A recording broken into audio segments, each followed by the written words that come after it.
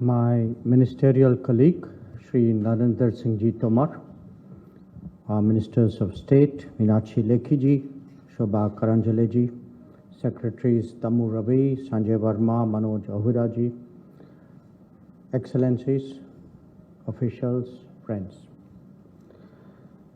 It's really a very great pleasure to welcome you all here today. And I think to the ambassadors present, I would say I gave you a heads up by sending you a hamper made out of millets for Diwali this year. So you should have known what was coming thereafter. Now, we're all gathered here really to understand and appreciate and take forward the International Year of Millets in 2023. Now, this was a resolution which, as you heard, was moved in the United Nations a year ago at the instance of India, but with the support of 72 other countries, many of whom are represented here today in the room. And it is an initiative which, again, as the film and the presentation highlighted, an initiative that is very much part of the vision and agenda of Prime Minister Narendra Modi. Now, where millets are concerned, it's often regarded as an ancient grain. It has a history which predates the more modern cereals that we consume. In fact, millets can even be found, were found in the Indus Valley, some of the artifacts which were recovered from the Indus Valley civilization. But, and where India is concerned, we are the world's largest producers, about 17 million tons. I think that's roughly about 20% of the global production. But we are part of a global production. About 130 nations out of almost 200 produce millets in some form or the other. And we ourselves produce 9 kinds of millets. I understand that different countries have their own varieties in that regard. Now, till now, from the other speakers, you have heard about the food security aspect of millet production. You have heard about how, from the perspective of climate, their lower carbon footprint, their lower water usage, why greater production of millet is useful. You've heard about, especially from the Secretary, about the wellness and the nutrition aspects of millet. So you probably ask yourself, what more could a foreign minister add to this? And I would like you to think about millets from the point of view of international relations and diplomacy. You know, international relations, probably if you look, why do countries have relations with each other? What is the starting point of international relations? I think it's a safe bet to say that it started with food security. That when you had collectives, territorial collectives, who wanted to deal with other collectives, their fundamental urge was really to secure their own food and to see if they could get food from others and see how this could be traded for mutual benefit.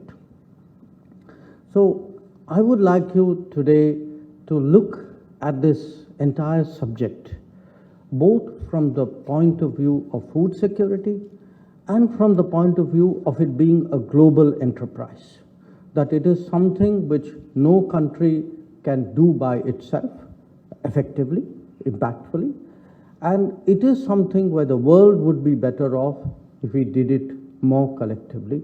And that is one of the reasons why we were so keen to take what was an Indian Year of Millets into the world as an International Year of Millets. Look at the state today of the world. And again, I would like you to reflect on the relevance of millets to that. If there are 3 big challenges which we have experienced and continue to experience, they are, to my mind, the 3 C's: COVID, conflict, and climate. And each one of them, in some way, has actually impacted food security. We saw during COVID, for example, that if you had very concentrated centers of production and something happened because they got disrupted, then the entire global economy was at risk because there were problems in one particular geography.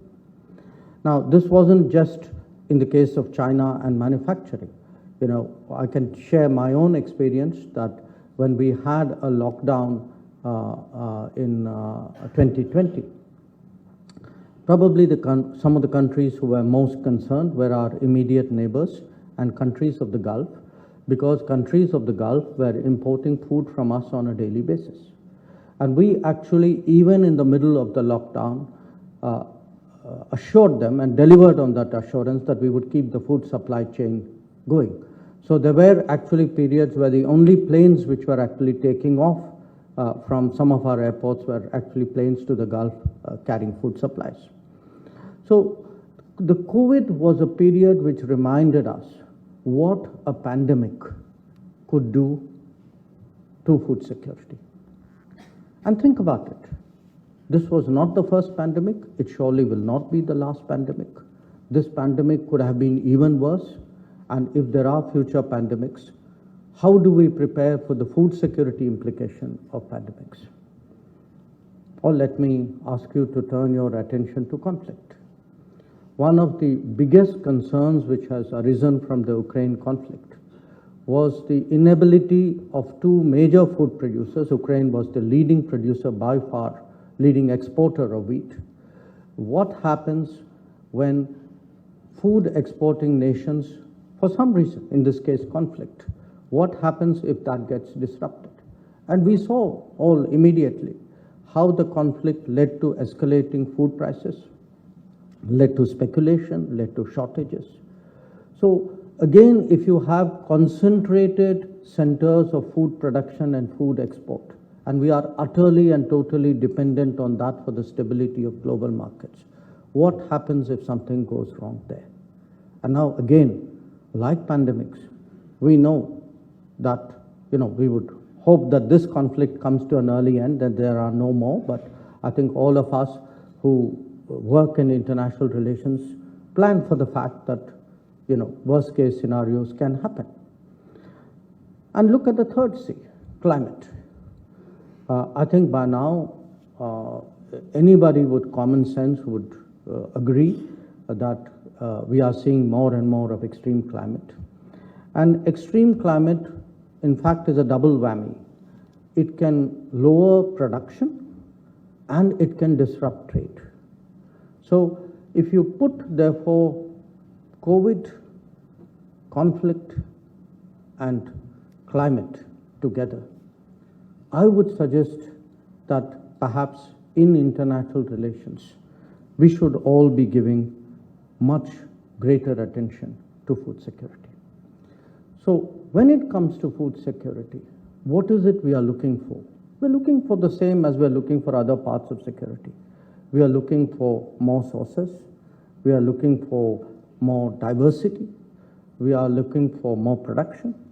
We are looking for more reliable and resilient supply chains. And if there is today a concentrated global push of millets which, again, I remind you, are grown by 130 countries around the world. What you will see is these 130 countries will surely enhance their own self-reliance and food security.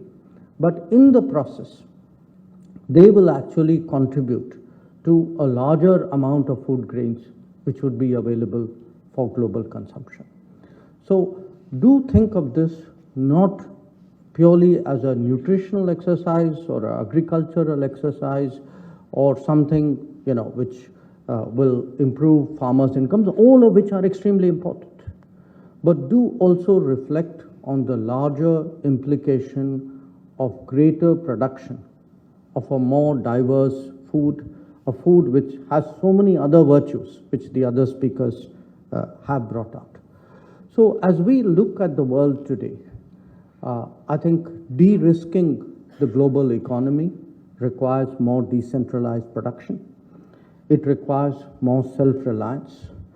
It requires certainly willingness on the part of countries to not only do more for themselves, but to help each other out. And that is the message of the International Year of Millet. That is why we would like all of you in your respective countries really to absorb and transmit this message that in this International Year of Millet, we would like to take it forward as a truly global partnership. We would like to certainly propagate the consumption of millets. We would like to encourage the production of millets. We would like even the countries who may not directly be consuming or producing them, really to look at it as part of a larger global food security scenario. So once again, I really thank you all for joining us today. Since they say that the proof of the pudding is in the eating, in this case, I think that proof will be given in the lunch today. Thank you very much.